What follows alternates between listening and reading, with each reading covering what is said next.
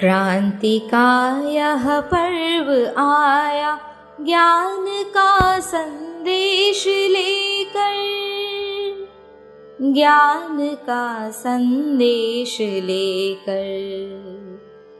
क्रांति का यह पर्व आया ज्ञान का संदेश लेकर, ज्ञान का संदेश लेकर। गहनतम की निशा बीती, भोर आया भाग्य लेकर, दे रही संदेश जग को प्रकृति भी करवट बदल कर। छोड़ तंद्रा उठ पड़ो अब, छोड़ तंद्रा उठ पड़ो अब, कर्म का संदेश लेकर, कर्म का संदेश लेकर। क्रांति का यह पर्व आया ज्ञान का संदेश लेकर, ज्ञान का संदेश लेकर। सूर्य की अरुणिम विभाले, किरण बन उतरा नयन में, साधना का हो बसेरा, गंध बन विचरो पवन में। मातृभू का भार हर लो, मातृभू का भार हर लो, प्रेम का संदेश देकर, प्रेम का संदेश देकर। क्रांति का यह पर्व आया ज्ञान का संदेश लेकर, ज्ञान का संदेश लेकर। क्रांति का यह पर्व आया ज्ञान का संदेश लेकर, ज्ञान का संदेश लेकर। क्रांति का यह पर्व आया।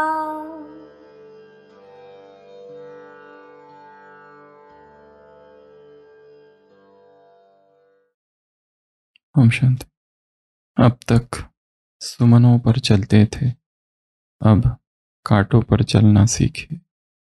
खड़ा हुआ है अटल हिमालय, दृढ़ता का नित पाठ पढ़ाता, बहे निरंतर ध्येय सिंधु तक, सरिता का जल कण बतलाता। अपने दृढ़ निश्चय से पथ की बाधाओं को ढहना सीखे। अब तक सुमनों पर चलते थे, अब कांटों पर चलना सीखे। अपनी रक्षा आप करे जो, देता उसका साथ विधाता। अन्यों पर अवलंबित है जो, पग पग पर वह ठोकर खाता। जीवन का सिद्धांत अमर है, उस पर हम नित चलना सीखे। अब तक कांटों पर अब तक सुमनों पर चलते थे, अब कांटों पर चलना सीखे। हम में चपला सी चंचलता, हम में मेघों का गर्जन है, हम में पूर्ण चंद्रमा चुंबी सिंधु तरंगों का नर्तन है। सागर से गंभीर बने हम पवन समान मचलना सीखे।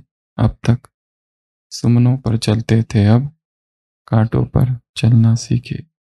उठे उठे अब अंधकार में जीवन पथ आलोकित कर ले।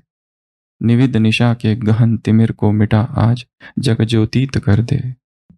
तिल तिल कर अस्तित्व मिटा दे, दीप शिखा समझ जलना सीखे। अब कांटों पर चलना सीखे। अब तक सुमनों पर चलते थे। तो यज्ञ इतिहास का महत्वपूर्ण अध्याय, ब्रह्मा का महाप्रयाण।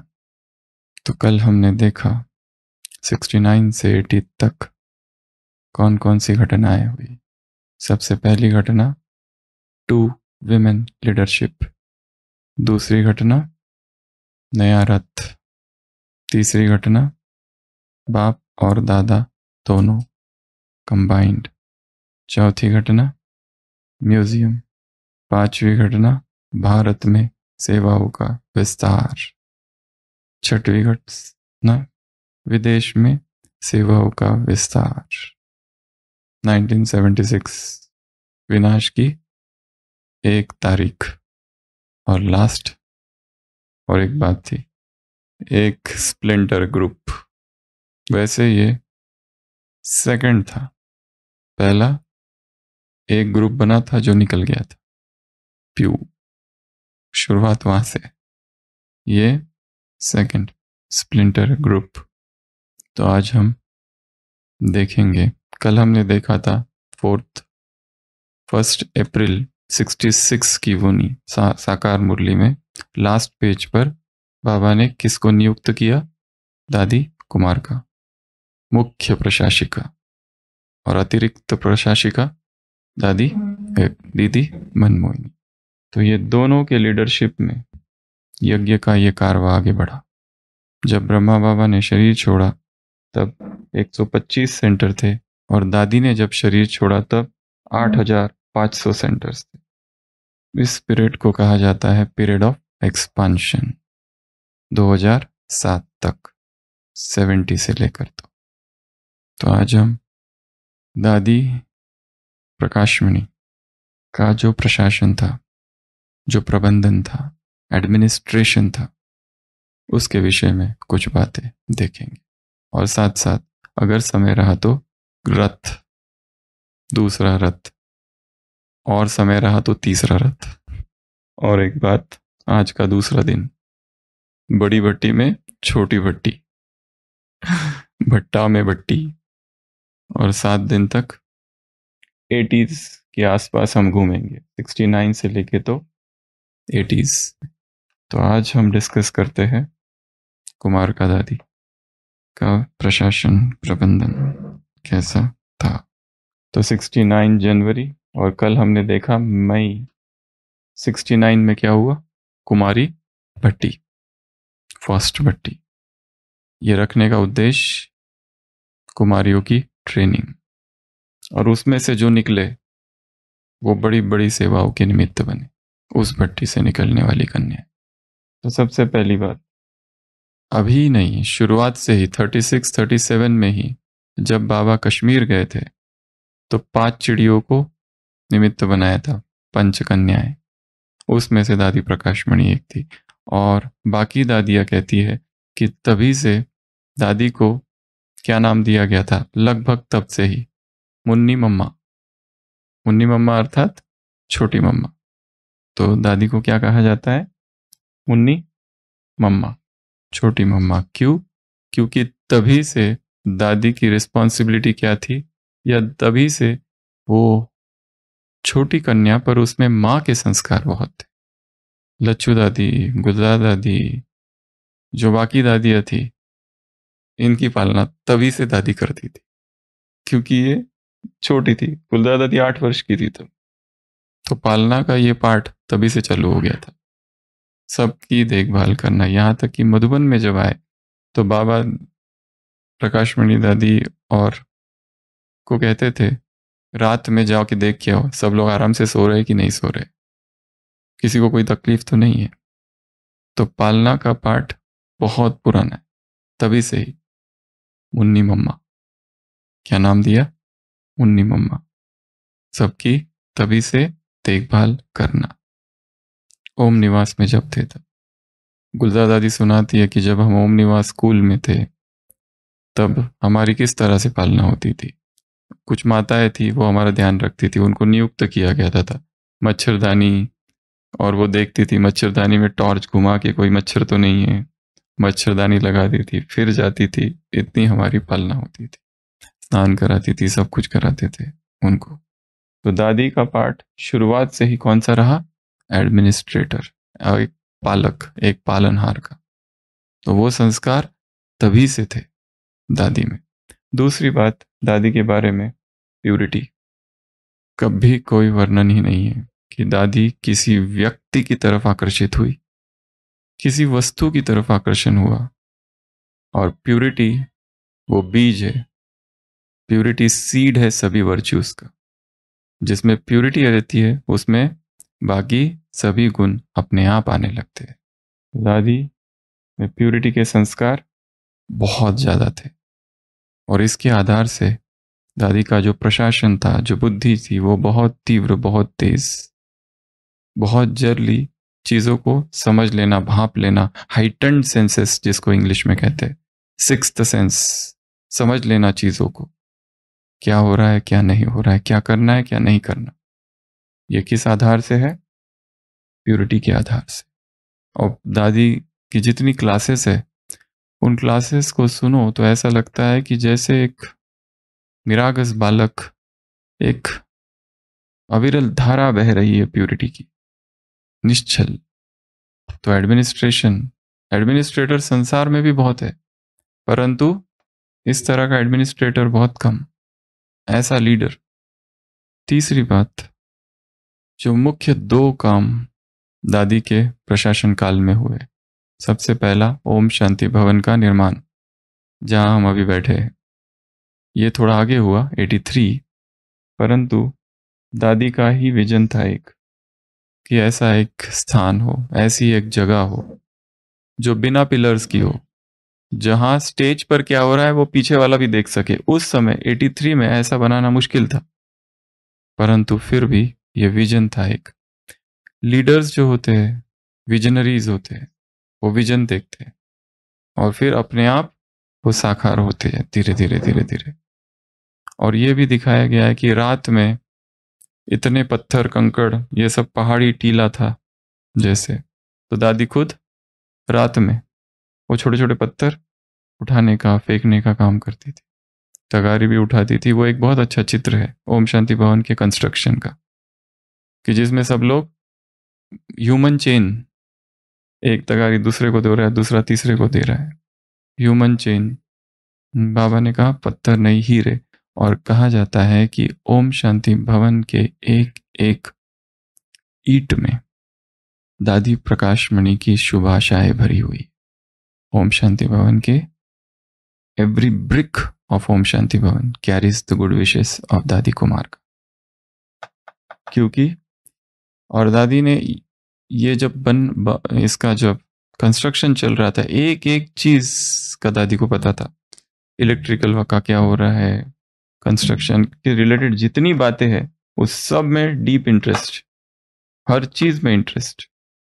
तो दादी के शासनकाल में ही ओम शांति भवन बना और ये दादी का ड्रीम था जैसे। और दूसरी एक बात, यूनिवर्सल पीस हॉल में ही यूनिवर्सल पीस कॉन्फ्रेंस, सबसे पहली पीस कॉन्फ्रेंस 283 में रॉबर्ट मुलर यहाँ आया था। और उस समय इस कॉन्फ्रेंस में बहुत सारे पत्रकार आए थे, केवल जर्नलिस्ट नहीं, एडिटर्स आए थे और चीफ एडिटर्स आए थे, न्यूज़पेपर जो पब्लिश करने वाले लोग हैं वो आए थे। दादी से एक प्रश्न पूछा गया था कि आपने इतने सारे लोगों को यहाँ लाने का कैसे मैनेज किया, क्योंकि अदरवाइज कॉन्फ्रेंस में केवल जर्नलिस्ट आते हैं बस, पर यहाँ तो मीडिया से संबंधित उस समय 83 में इतने सारे लोग आए, आपने इन सबको यहाँ कैसे बुलाया? दादी ने कहा मैंने कुछ नहीं किया, ये उनके बाप का घर है, वो अपने बाप के घर आए हैं, उनको उनके बाप ने बुलाया है। और एक 1983 में सेकंड कॉन्फ्रेंस हुई थी यहाँ पर, वहाँ पर यूएन की जो डायरेक्टर शेली वो आई थी। हाँ, तो उसने भी एक दादी से प्रश्न पूछा था कि दादी इस कॉन्फ्रेंस में 3000 लोग आए हुए हैं और 1000 तो वीवीआईपीज है, तो डोंट यू गेट स्ट्रेस्ड? दादी को क्या प्रश्न पूछा था कि आपको स्ट्रेस नहीं होता है क्या? एक वीआईपी को मैनेज करना कितना मुश्किल काम है, दिन रात उसके पीछे पड़े रहना पड़ता है, उसको चाय कब चाहिए, ये कब चाहिए, उसको घुमाना है, उसको लेके जाओ, हर प्रोग्राम में लेके जाओ, वापस पहुंचा दो। 1000 वीआईपी थे, 3000 लोग आए थे ऑल ओवर वर्ल्ड से और उसमें 1000 वीआईपी थे। तो दादी के पूछा गया कि दादी आपको स्ट्रेस नहीं आता है क्या? दादी ने कहा मैंने नहीं बुलाया उनको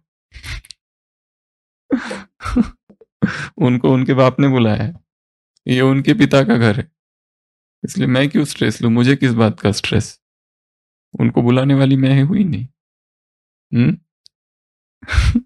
हेड में अपने आप को समझती ही नहीं, हेड समझना मतलब हेडेक, हेड समझना मतलब हेडेक।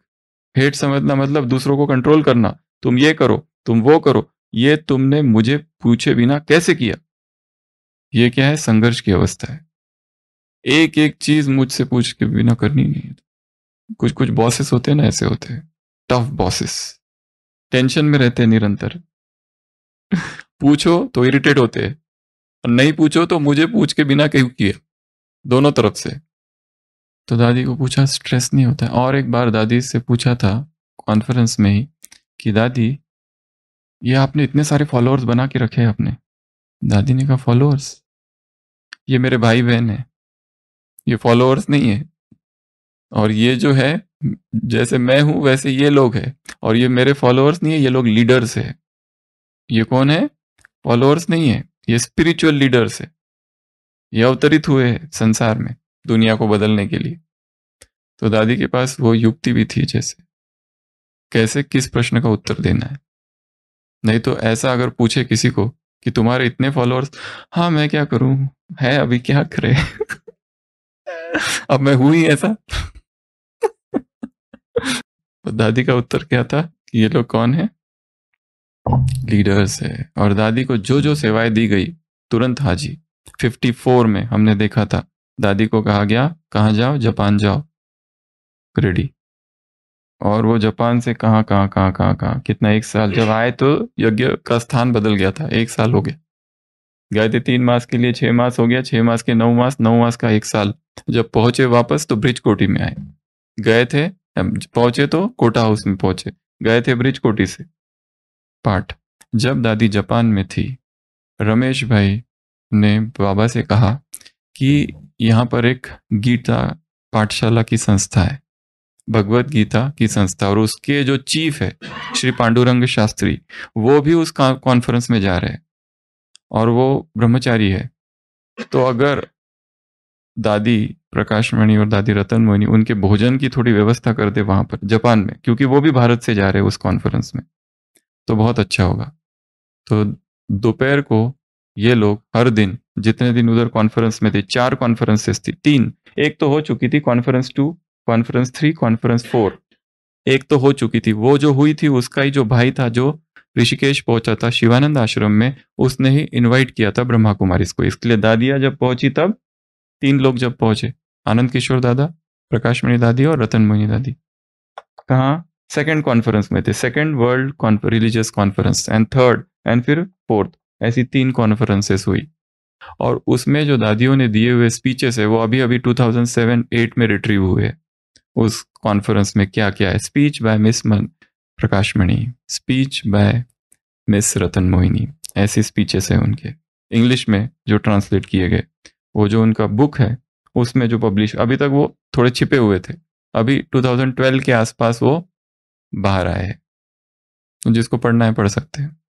तो दादी को कहा गया कि दादी उसकी अगर सेवा कर दो तो बहुत अच्छा होगा, वो पांडुरंग शास्त्री की, श्री पांडुरंग शास्त्री, भगवत गीता।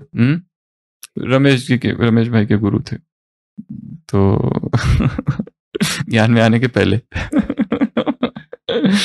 तो दादियों ने उसकी बहुत सेवा की, दोपहर में उसके लिए भोजन, लंच वगैरह सब। और जब वो भोजन के लिए आते थे फिर उनको दादिया यज्ञ का इतिहास सुनाती थी, हिस्ट्री। और फिर जब वो वापस आए, वो इतना पॉजिटिव थे, इतना पॉजिटिव थे, क्योंकि विरोध तो भयंकर चालू ही था ना तब भी, थोड़ा थोड़ा थोड़ा थोड़ा, हमेशा से चालू है।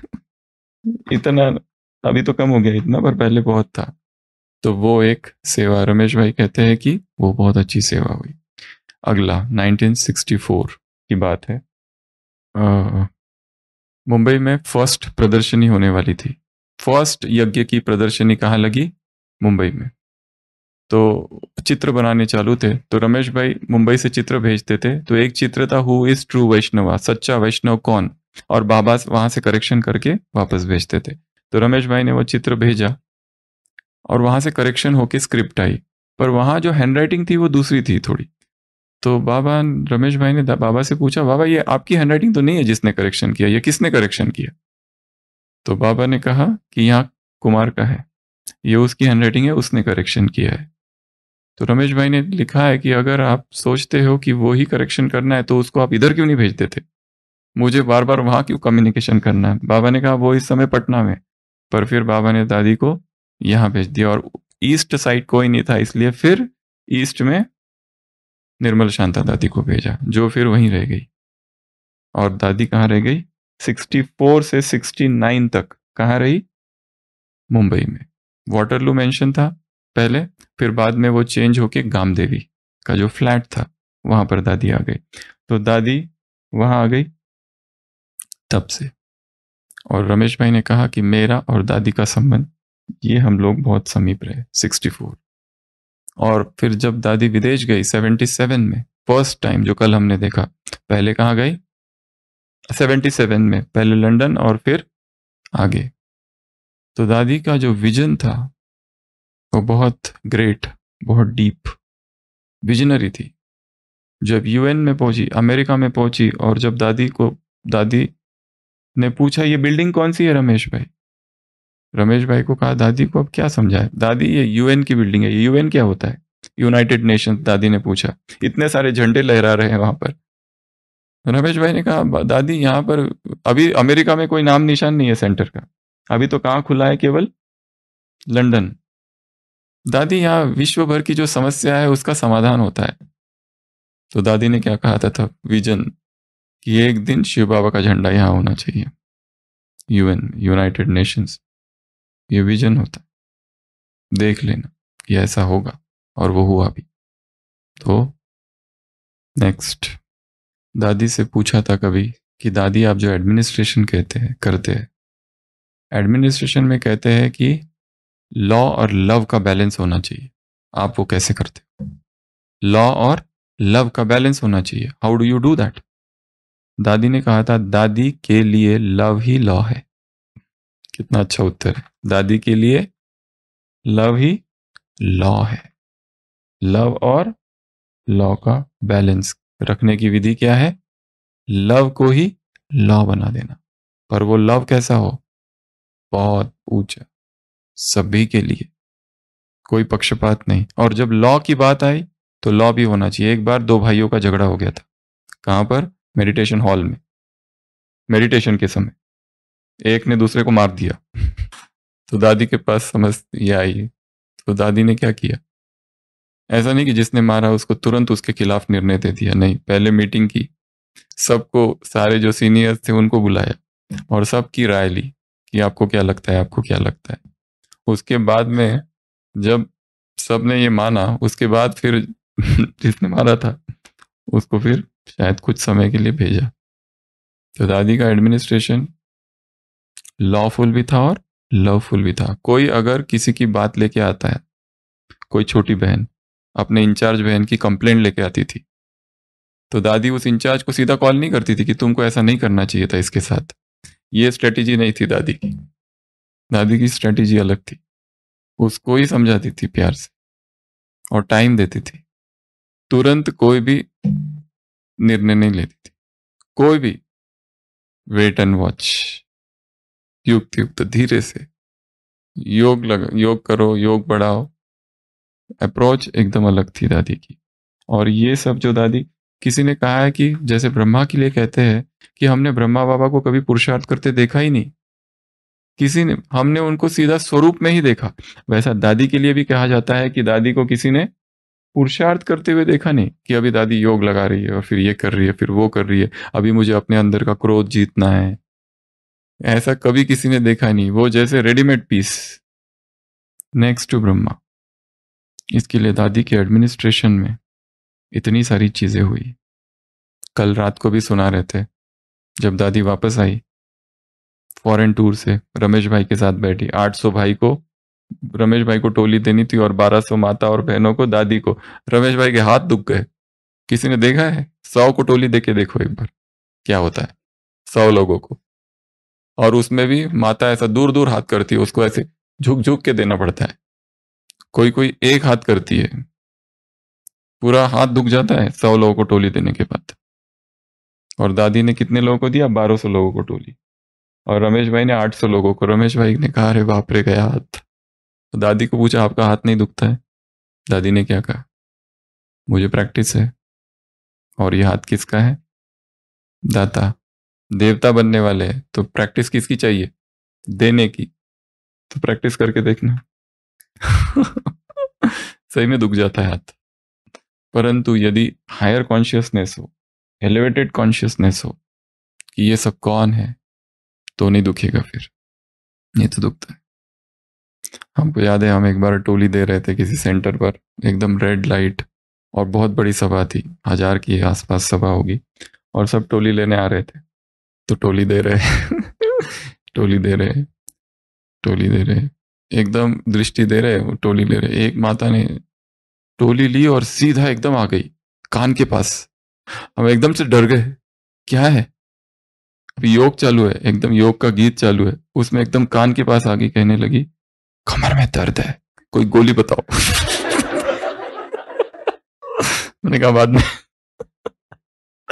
और कोई कोई डबल डबल आ जाते हैं। तो दादी का जो एडमिनिस्ट्रेशन था उसकी हम बात कर रहे थे।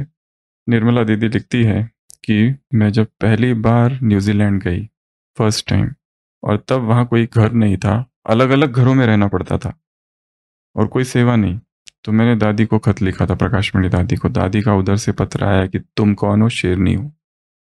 और शेरनी जो होती है, शेर जो होता है अकेले ही चलता है, तुम्हें किसी के आधार की आवश्यकता नहीं है, किसी के आधार लेने की जरूरत नहीं। आधार कौन लेते हैं? जो झुंड में चलने वाले कौन होते हैं? भेड़ बकरियां। तुम शेरनी हो। तो दादी कहती है बस वो लेटर आया और एकदम पावर आ गई।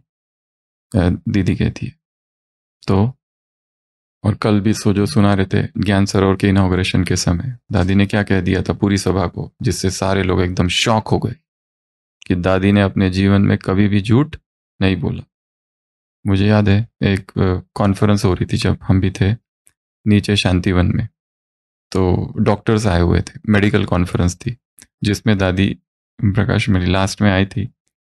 और अब तक तो ऐसी बातें चालू थी ज्ञान की, ऊपर ऊपर से ढीली ढीली ढीली ढीली, जो स्पीकर्स बताते हैं ना थोड़ा थोड़ा, मेडिटेशन करो, ये करो, वो करो। लास्ट दिन था, सारे डॉक्टर्स बैठे हुए थे, और दादी ने कहा प्यूरिटी के विषय में कि प्यूरिटी की प्रतिज्ञा कर करके जो जाएगा यहां से वो हाथ खड़ा करो।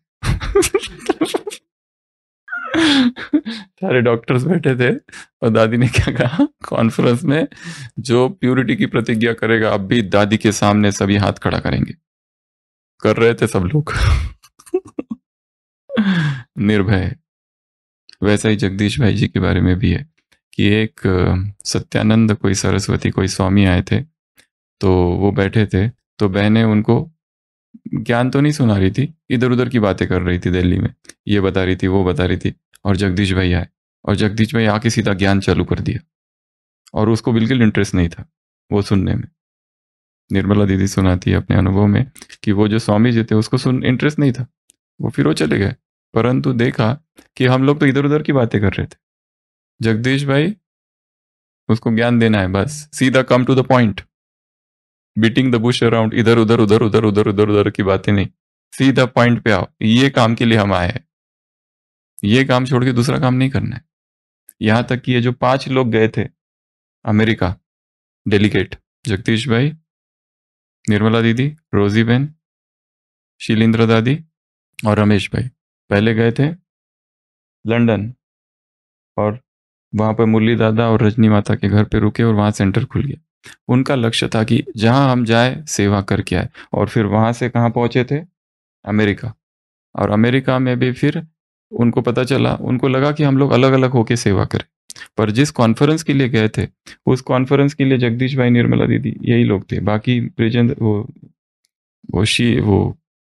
रोजी बहन का कोई भाई जमाइका में था, तो वो वहां गई और उसको अकम्पनी करने, हाँ, तो वो वहां चली गई। पर जगदीश भाई जिस काम के लिए गए थे उसको छोड़ा नहीं, और अकेले ही पूरा टूर करते रहे अमेरिका में, अकेले।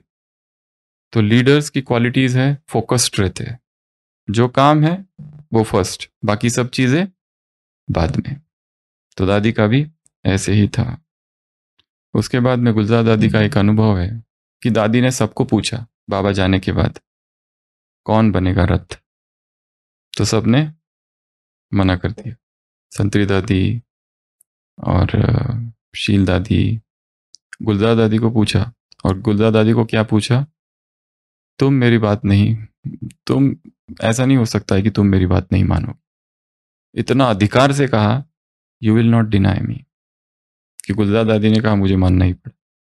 और तब से बाबा का रथ गुलजार दादी। तो दादी में वो एक पावर थी सामने वाले से हाँ करवानी, एक रीति से देखे तो वो इतना प्यार कि वो हाँ बोलना ही है उसको, सामने वाले को। चार्ली भाई अपना एक अनुभव सुनाता है कि जब मैं पहली बार मधुबन में आया 1975, तो दादी ने मुझे सिखाया बाबा के सामने जाके क्या बोलना है। दादी ने सिखाया हिंदी में बोलना है, बाबा को बोलो कि मैं बाबा आपसे बहुत प्यार करता हूँ। तो वो बाबा के सामने बैठा और बाबा से कहा बाबा मैं आपसे बहुत प्यार करता हूँ। फिर आया, दादी को पूछा और क्या बोलूं, क्योंकि हिस्ट्री हॉल में कम लोग थे 75 में। तो दादी ने सिखाया जाओ बाबा के सामने बोलो कि बाबा मैं कब कब से आपको ढूंढ रहा था, अब आप मुझे आके मिले हो। वो गया। तो वो उसको हिंदी तो पता नहीं और क्या बोल रहा है ये भी नहीं पता, बस दादी जो सुना रही वो जाके बोल रहा है। फिर दादी ने कहा अब जाके बाबा के सामने बोलो मैं बंदर हूँ। उसको पता ही नहीं इसका अर्थ क्या होता है। तो वो गया और फिर बाबा के सामने बैठा और बाबा के सामने बोला बाबा मैं बंदर हूँ। बाबा भी हंस रहे, सब हंस रहे। उसको पता ही नहीं है क्यों हंस रहे हैं सब लोग। तो वो कहता है दादी, फिर मुझे बाद में पता चला कि दादी ने ये कहा है।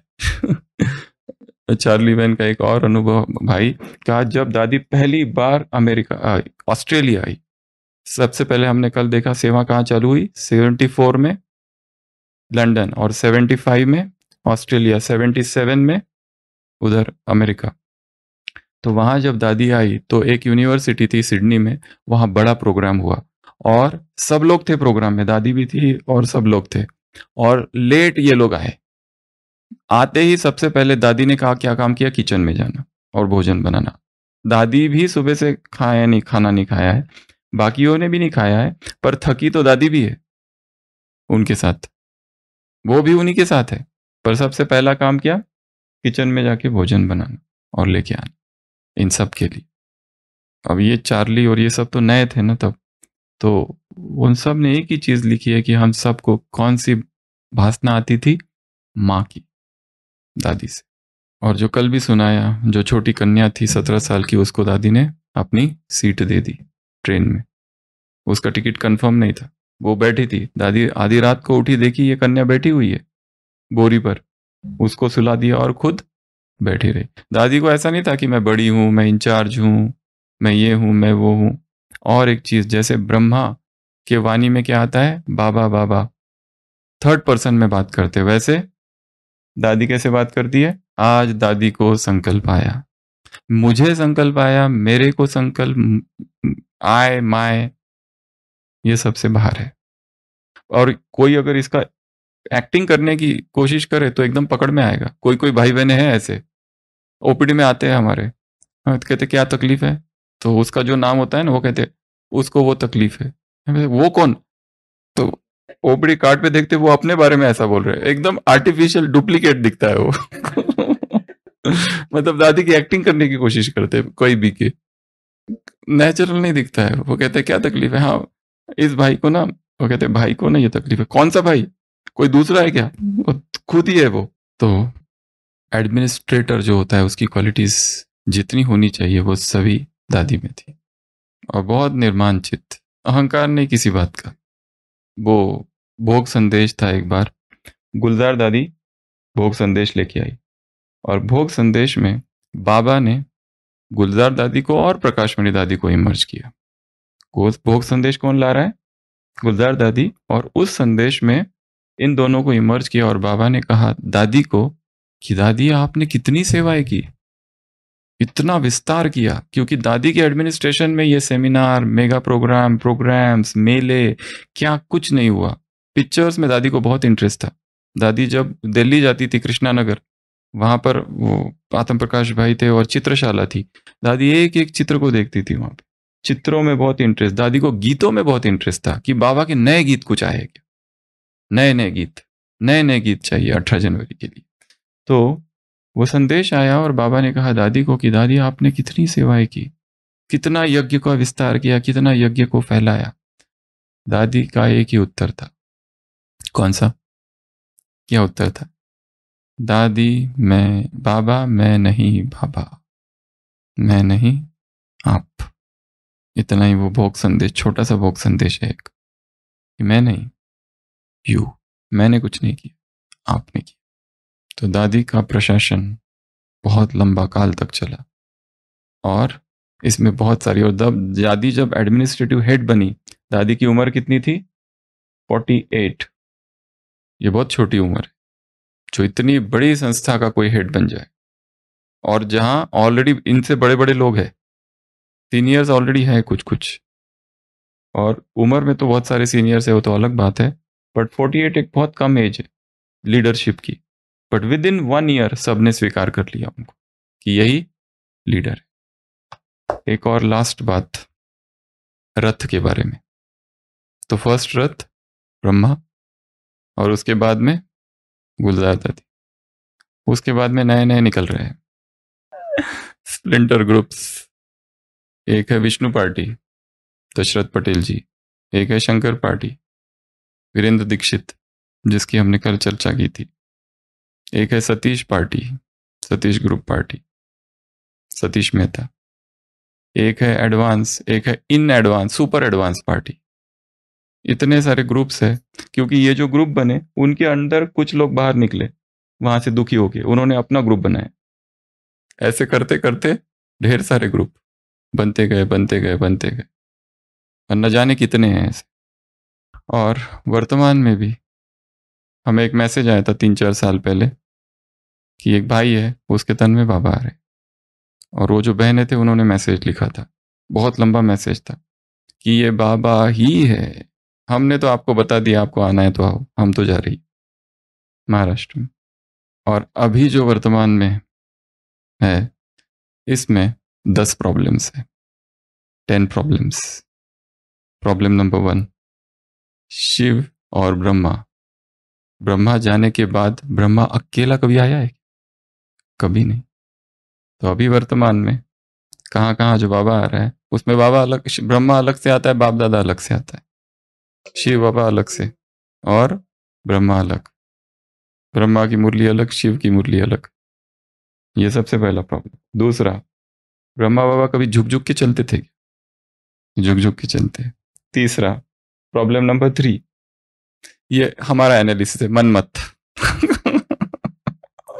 ऑब्जर्वेशन, मन मत, जो भी है मन मत, हम बता रहे हैं, ऐसा हो नहीं हो पता नहीं, बट ये अभी का ऑब्जर्वेशन है, 10 ऑब्जर्वेशंस, कि बाबा कभी झुक झुक के नहीं चलते थे, बाबा तो लास्ट तक स्ट्रेट थे, पर लेटेस्ट बाबा झुक झुक के। तीसरा प्रॉब्लम, बाबा ने अपने लिए कभी भी अपुन अपुन शब्द प्रयोग नहीं किया, अपुन को ऐसा लगता है, अपुन को वैसा लगता है।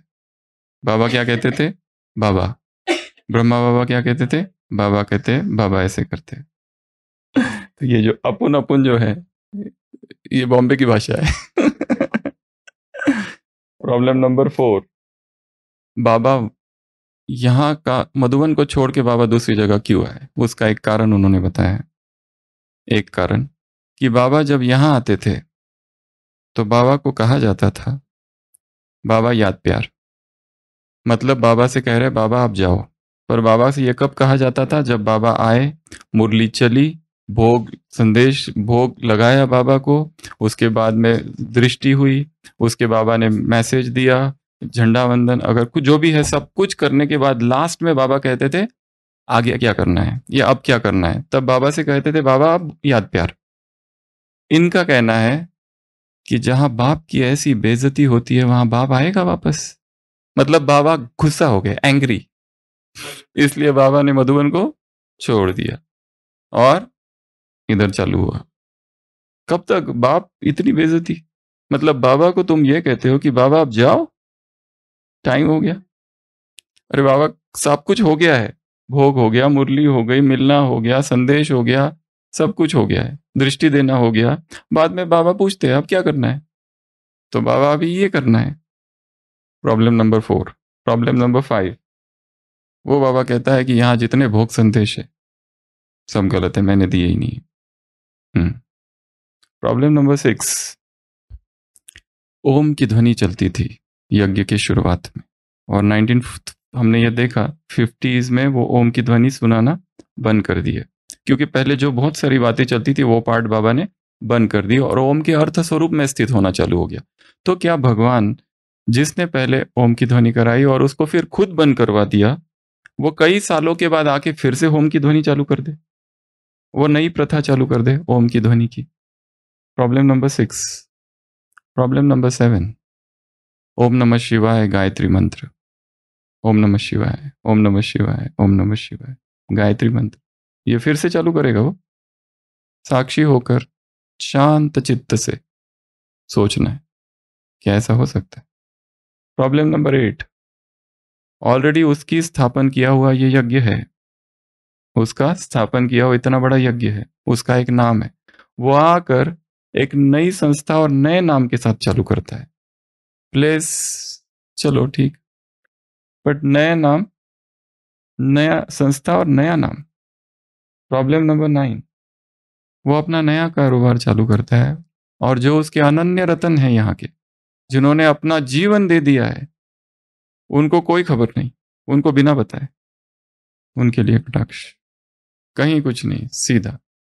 प्रॉब्लम नंबर 10, गुलजार दादी को सबने देखा है, व्यक्तिगत रूप से जाना है, जो रूहानियत, जो पर्सनालिटी, जो एक योगी, और जब बाबा उनके तन में आते थे, वो जो दादी का जो रूहानियत, एक रॉयल्टी, वो जो चेहरे में जो चमक, जो आकर्षण, जो वो अवर्णन, उसका क्या वर्णन करे?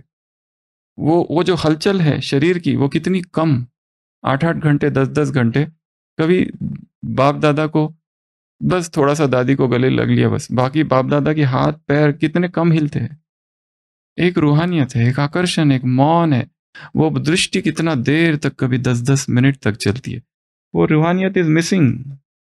तो ये मनमत, ऐसे 10 प्रॉब्लम्स और हो गए, वो दूसरे, ये लेटेस्ट इंटरप्रिटेशन, और तो बहुत होगा, क्योंकि बहुत लोग हैं जिनके तन में जो, जिसको कहते हैं स्प्लिंटर ग्रुप, सब ये जो आए, हेमंत जी और बहुत सारे, सत्य योगा इंस्टीट्यूट, इंस्पिरेशन पार्टी, कितने सारे शिव कृष्णा पार्टी, ये जो नया है कृष्णा पार्टी, वो कहता है संगम युग का कृष्ण मैं हूं। विदेश में भी कुछ कुछ है बाबा के नए नए इधर उधर रथ, इधर ही नहीं है। डिम बीके डिम, तो रसाहार का दिन नंबर 2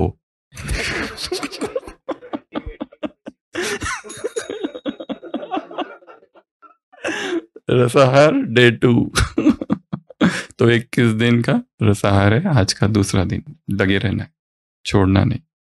सुमनों पर चलते आए, अब कांटों पर चलना है। ओम शांति।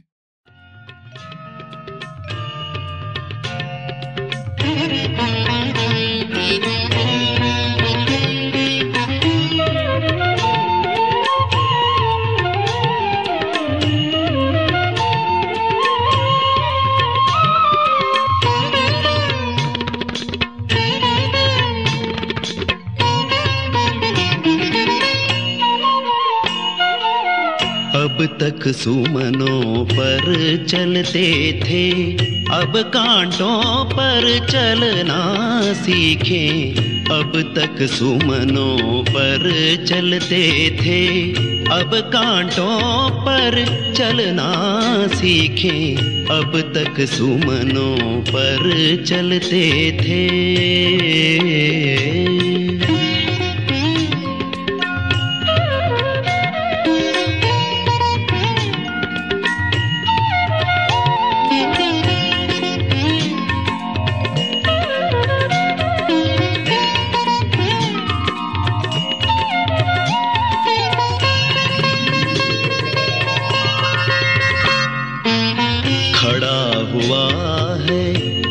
हिमालय दृढ़ता का नित पाठ पढ़ाता, बहे निरंतर ध्येय सिंधु तक सरिता का जल कण बतलाता। अपने दृढ़ निश्चय से पथ की बाधाओं को डहना सीखें, अब कांटों पर चलना सीखें। अब तक सुमनों पर चलते थे।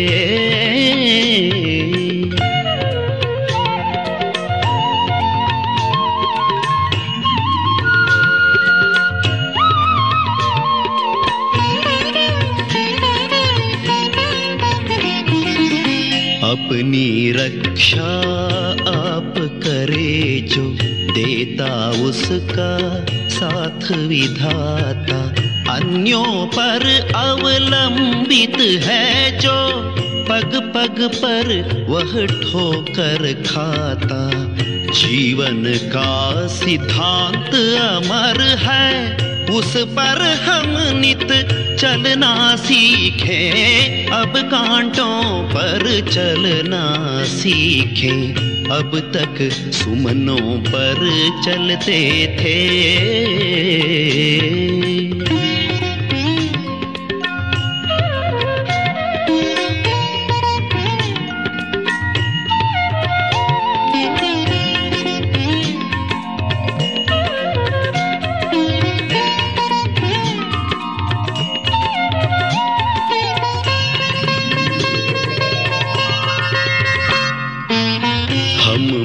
चपला सी चंचलता, हम में मेघों का गर्जन है। हम में पूर्ण चंद्रमा चुंबी सिंधु तरंगों का नर्तन है।